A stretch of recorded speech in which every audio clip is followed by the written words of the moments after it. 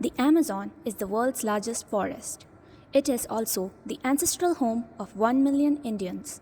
Various Indian tribes live within its vicinities, each with its own culture, language, and territory. Some have had contact with the outside world, while some live in isolation. Some of these uncontacted tribes are down to their very last members, facing various tragedies throughout their span. One such tribe with a tragic history and dwindling numbers is the Cinta Largae. The Cinta Largae, or Broad Belt, refers to several groups of indigenous people who live in isolation around the border between Rondônia and Mato Grosso. The area consists of what could possibly be the world's largest diamond reserve, which has become a threat to the traditional lives of the tribal people. The Cinta Largae rely on hunting, fishing, and farming for subsistence of their economy, along with the practice of slash and burn cultivation. Their most prominent native handcrafts include basketry and the fashioning of bows and arrows.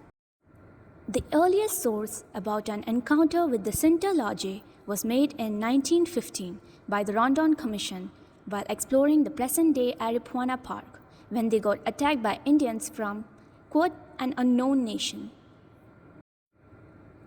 They were constant victims to the invasion of rubber gatherers and mining companies in the 1950s.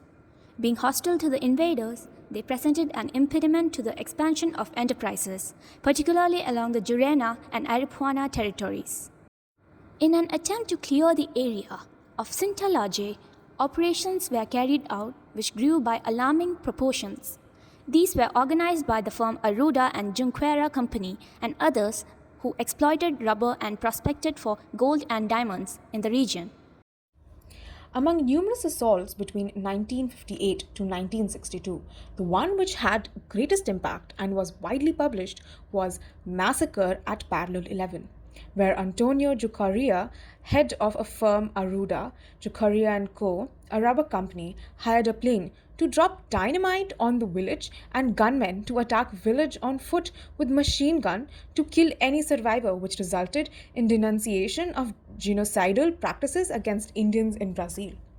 In the year following the depopulation and attraction policy of the FUNAI posts, National Indian Foundation in Brazil, concentrating the indigenous population, the total number of villages was subsequently reduced. In 1984, the Arapura area, where the Oro Petro prospecting area was deactivated, 8 villages were set up there at the same time with a total population of 90. Furthermore, a virulent flu pandemic hit decimated the population of several villages. Hence, the indigenous group, which once numbered more than 5,000, had dwindled to just 1,758 in the latest census taken in 2012. Another hardship that the Cinta Largae began to encounter from 1999 was, which continued till date, is the act of illegal mining of diamonds. In 2004, more than 5,000 miners were mining in the region of Lajes Creek region.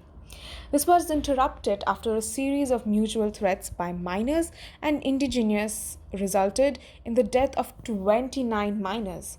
Since then, mining operations in the area have been closed and reopened several times on more than 1,000 hectares. In the past times, the tribes themselves have resorted to illegal mining and trafficking for several, as they are hardly receiving any help from the government, and lack of facilities such as medication and transport, they are incapable of carrying out their traditional practices of farming and hunting due to adverse effect of diamond mining on the land.